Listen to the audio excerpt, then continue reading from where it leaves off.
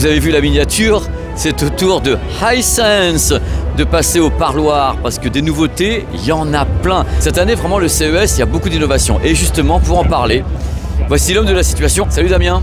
Salut Pépé, bienvenue. Ça va bien? En forme, au taquet. Alors au taquet, parce que tu vas nous parler d'abord d'un peu de Laser TV, parce que c'est son fonds de commerce, et après on va passer sur autre chose. Mais là, je vois un truc qui me fait tilt. C'est quoi ça? Alors ça, c'est un peu la suite de ce que tu as découvert l'année dernière, qui était un prototype de mini Laser TV. Je ne sais pas si tu t'en souviens, qui était juste un prototype technique, mais qui n'était pas dans son design final. Bah, tu as le produit après un an de travail dans son design final. Alors ça, c'est le design final d'un truc que je trouvais beau, quoi. Exactement, que tu trouves encore plus beau. J'aimais beaucoup l'autre. Donc voilà, là tu es sur un produit qui va sortir plutôt en 2026 sur ce produit-là, en Europe, en 2025 en Asie. Tu es sur des caractéristiques qui sont plus ou moins identiques au PX3 Pro, si certains connaissent le produit. Donc sur du 3000 lumens ANSI, ça c'est important. 4K 120 Hz. 120 Hz sur le bestiau. Tout à fait, et l'ensemble des produits Laser TV à partir de maintenant seront en 4K 120 Hz. Et bah, la prouesse, c'est surtout que là ça tient dans un produit qui, je sais pas si tu le vois, mais qui c'est une main en hauteur. Attends, justement, je vais le montrer mieux, ouais. Damien, que les gens voient bien comme dans un vlog. Voilà. Ah mais oui, c'est ouf. Une main et demie en longueur, un produit très contenu qui permet tout de même d'avoir une diagonale énorme de 100 pouces. Donc ça, c'est la très très grosse innovation qui permet de démontrer comment le Laser TV évolue au fur et à mesure des années, que ce soit en luminosité, en contraste, on va voir avec le L9 Cube, mais également en termes de dimension, tout simplement. Est-ce qu'il a un nom, le bestiau qui sort dans un an? Non, il n'a pas encore de nom, donc on l'appelle le Mini Laser TV pour l'instant, et puis on attend de voir un petit peu quel nom on va lui choisir. C'est dingue. Il est accompagné avec un nouvel écran. Ce nouvel écran, il a deux choses en particulier. Tout d'abord, c'est un gain de 2,7, donc c'est énorme en termes de luminosité. On verra ce que ça donne à l'écran, mais tu vas pouvoir t'en apercevoir toi-même.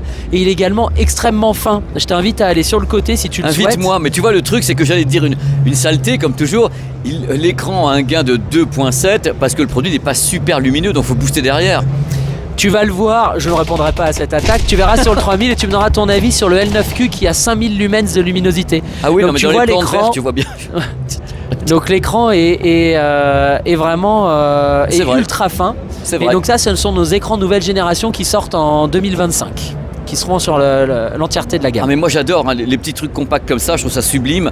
Et donc on verra ça plus tard quand il sera à la vente. Je tiens à préciser, petit mot de la fin sur ce produit, c'est qu'il y a beaucoup de produits compacts dans le marché français. Et souvent ce sont des produits Full HD qui vont pas très haut en lumens, pardon. Là on a le cœur du Laser TV mais dans un compact, hein. Je le répète, 3000 lumens, 4K 120 Hz, etc. Donc on est dans le gaming, on peut faire du gaming avec. Complètement. Donc on est sur des produits qui valent quelques milliers d'euros, on n'est pas sur des produits plus entrée de gamme à 500 ou 1000 euros. Voilà, je tenais à le préciser. Laser TV, le fonds de commerce quand même. Bonjour monsieur. Monsieur Pépé, le L9Q que tu vois là, qui est notre Laser TV haut de gamme de 2025, un produit qui va sortir au printemps. Là on a des super nouveautés à présenter. On en avait parlé sur le mini Laser TV, déjà c'est l'écran. L'écran est un écran à haut gain de 2,7 et là on s'en aperçoit parce que l'écran est l'image est extrêmement lumineuse. Ah oui. Et c'est couplé aussi avec les caractéristiques du Laser TV qui ont été boostées. On passe de 3000 à 5000 lumens et d'ailleurs on annonce même à côté une comparaison, on annonce 1500 nits. Donc c'est la première fois qu'on parle de nits pour du laser. En tous les cas, voilà, c'est de 5000 lumens ou 1500 nits. On passe de 3000 pour 1 à 5000 pour 1 en contraste. Et c'est vrai que ce boost des features plus l'écran donne le rendu qu'on peut voir là, où très honnêtement... c'est extrêmement lumineux, voilà. Tu vois, le smartphone cramé. C'est ce que j'allais dire, c'est extrêmement lumineux. Oh là là là. Du coup, Damien, on se rapproche de ce qu'on peut avoir avec certains téléviseurs qui sont lumineux, c'est ça? Oui, complètement, parce que jusqu'à présent, si on compare en nits, les Laser TV c'était 700, 750 nits. Là, on arrive à du 1500 nits, donc oui, ça peut en avoir et on le voit. Il y a même certaines scènes qui sont très légèrement éblouissantes, ce qui est hyper rare sur un laser. Hein. Non, mais je le vois d'ici, le smartphone le voit aussi. C'est déjà pris plein d'awards. Je vois qu'il est décoré pour Noël. On n'a plus de place. Les mecs, on est tellement félicités qu'on n'a plus de place pour mettre tous les awards. Donc le produit, tu m'as dit deuxième trimestre, premier trimestre. Ouais, c'est ça, avant l'été. Il y a d'autres choses hyper intéressantes, je pense, qui vont intéresser, c'est le ratio de projection. Viens voir. Ouais. On passe à 0,18, donc en fait là je sais pas si tu t'en rends compte, mais on est à moins de 15 cm du mur. Mais alors qu'habituellement on était plutôt aux alentours de 20 à 30 cm du mur, vu qu'on était sur un ratio de projection de 0,22. Donc ça c'est aussi une grosse innovation sur le produit. Donc là c'est dans ta gamme, qu'on soit clair, Oui. Damien, c'est ton haut de gamme. C'est le plus haut de gamme que tu vas trouver, la série L9, donc trichroma. Et tu connais déjà le tarif ou pas du tout?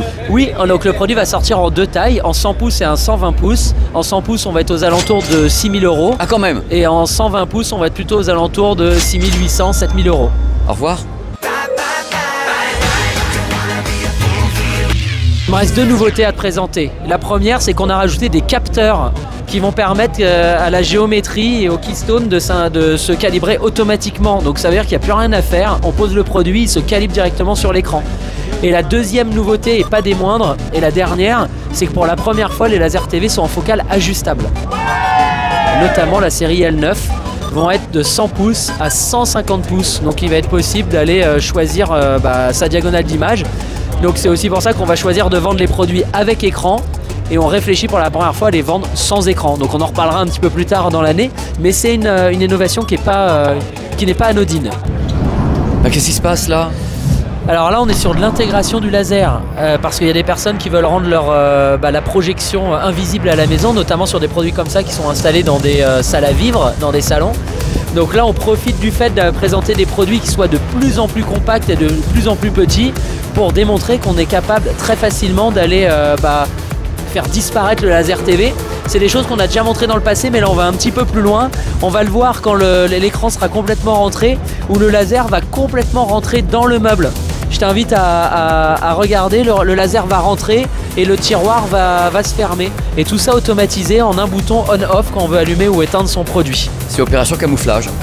C'est exactement ça. Ce qui est intéressant à noter, c'est que là il va rentrer dans son casier de protection, donc c'est aussi, ça évite à la poussière d'aller s'accumuler sur le produit. Voilà, c'est des petits détails mais qui peuvent faire la différence sur ce type de produit très haut de gamme.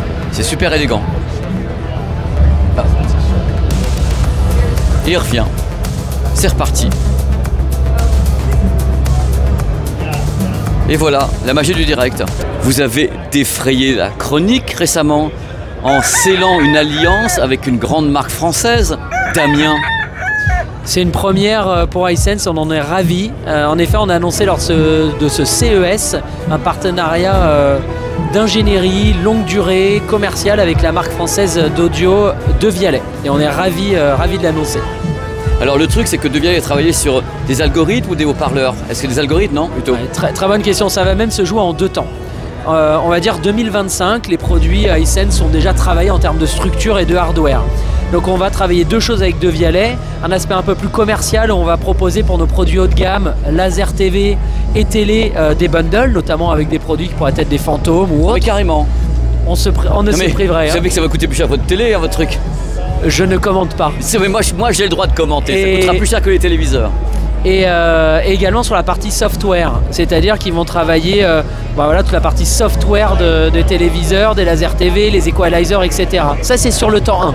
Et sur un temps 2, peut-être fin 2025, et à partir de début 2026, on va co-fabriquer avec nous, on va co-travailler le hardware de nos produits, le design de nos produits. Parce que ce qui est important, et tu le connais mieux que nous, dans le son, c'est aussi tout l'emplacement des speakers, la circulation de l'air, et c'est tout ça que l'on va faire avec Devialet.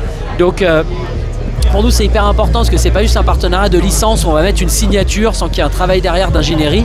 Il y a un vrai travail de co-réflexion et de coproduction. Ça intrigue les gens puisque Devialet est quand même très connu des Français. À quel moment est-ce qu'on va avoir des produits Hisense siglés Devialet?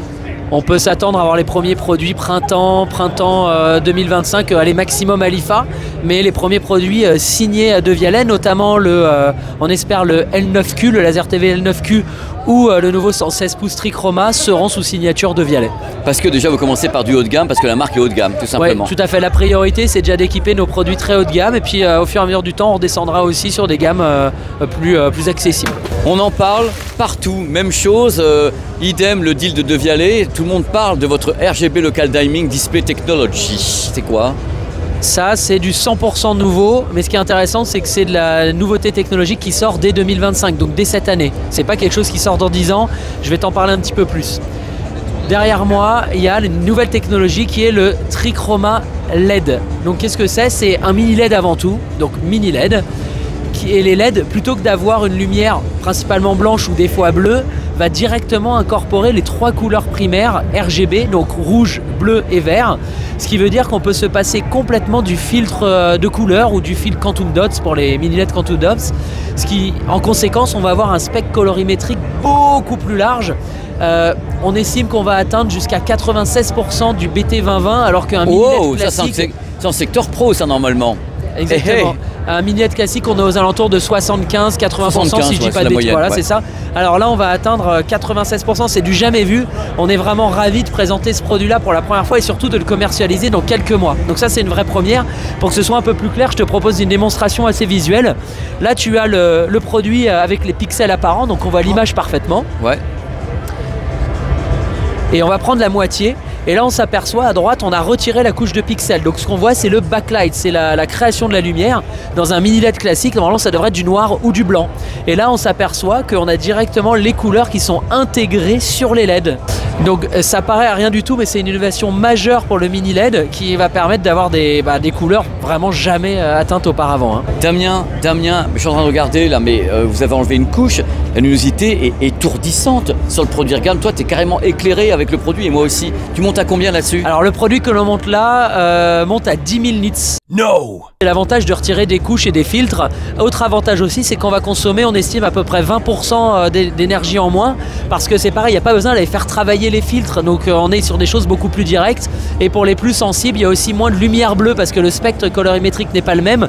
Et c'est assez important, mine de rien, sur des écrans de très grande taille, où la fatigue visuelle arrive un peu plus rapidement. Alors moi j'ai une question, parce que là, j'avais déjà lu le dossier de presse, ça m'avait déjà beaucoup intéressé. Quand je vois ça, j'ai envie de te dire, ok, tu me dis en 2025, tu vas me dire produit premium, tu vas me donner des tarifs de folie, parce que j'imagine que ça coûte une fortune. Et est-ce que ça va se démocratiser sur toute ta gamme, ce type de techno? Oui, et 3 fois oui, mais pas en 2025. Cette année, on va avoir un seul et unique produit qui sera trichroma LED, qui sera le 116 UX. En 116? Il va coûter 30 000 €? Un petit peu moins. Non, on l'estime aux alentours de 25 000 €. Tu vois, regarde. Donc c'est un produit extrêmement premium, c'est une vraie innovation technologique et bien entendu qu'on espère dès 2026, dès l'année prochaine, d'aller démocratiser cette technologie-là sur d'autres types de produits. Mais c'est magnifique parce que c'est la première fois que je le vois aussi clairement expliqué. Ça fait un petit moment qu'on parle toujours du RGB sur les mini LED derrière parce qu'on sait très bien que le problème c'est une seule couleur plus des filtres. Vous avez enlevé le filtre et c'est eux qui ont la couleur. C'est ça qui est dingue. Voilà, on est vraiment hyper content de montrer cette innovation technologique et de montrer que et c'est la force du mini LED, hein, c'est que c'est une technologie qui est en constante évolution et qu'année après année, on continue à innover sur cette techno. Micro LED, ça fait des années qu'il y a du micro LED un peu partout, mais là vous en lancez vraiment vous? Ça arrive vraiment, le produit qu'on voit derrière, c'est un micro LED 136 pouces, qui a on va dire les spécificités techniques habituelles d'un micro LED, hein, 10 000 nits, 4K, 120 Hz, etc. Là où ça devient intéressant, c'est que la technologie commence doucement à se démocratiser, même si elle reste nouvelle, elle reste assez élitiste. Mais petite anecdote, aujourd'hui on estime sur le marché en 2024, un micro LED c'est à peu près 1000 à 1500 € le pouce. Oui. On va arriver sur le marché, on pense pouvoir avoir proposé des produits entre 800 et 1000 € le pouce. Ça reste des produits très chers. Cependant, le discours ici, c'est de se dire que dans les années à venir, il va falloir compter sur ce produit et sur cette technologie-là. Donc typiquement, sur un 136 pouces, ça représente un produit à 130 000 €. Donc c'est évidemment, voilà, il s'en va. C'est très cher, mais tes auditeurs et ta communauté comprendront. Et la communauté comprend depuis 7 ans qu'on les pipote. Ça fait 7 ans que ça baisse pas. La preuve en est, c'est que ça commence à descendre. Mais comptons sur cette technologie-là pour les années à venir, ça c'est sûr. Bah écoute, on en reparle encore dans quelques années. Je continue à penser que ça reste du secteur professionnel et qu'on trouve rien à moins de 70 000 € pour le moment. Voilà. C'est un fait. 70 000 €, ça s'adresse à qui? Remarque, tu me diras, attends. Hein? 30 000, hein? Attends, Damien, c'est pas sérieux. C'est futuriste, hein, Hisense. Hein. Merci Damien. Merci Pépé. Et moi, je vais finir en me regardant un petit film avec mon laser TV intégré en voiture. À très bientôt. Mais comment ça se la pète chez Hisense, hein? C'est la folie furieuse. Mais c'est vrai, c'est futuriste. Merci Damien à nouveau pour tous ces moments passés ensemble. Voilà, je pense que les gens auront apprécié toutes les nouveautés à pas cher que tu présentais, tandis qu'il se la pète dans sa voiture qui roulera jamais. Elle ne roulera jamais. Mais c'est beau, hein? Bye bye.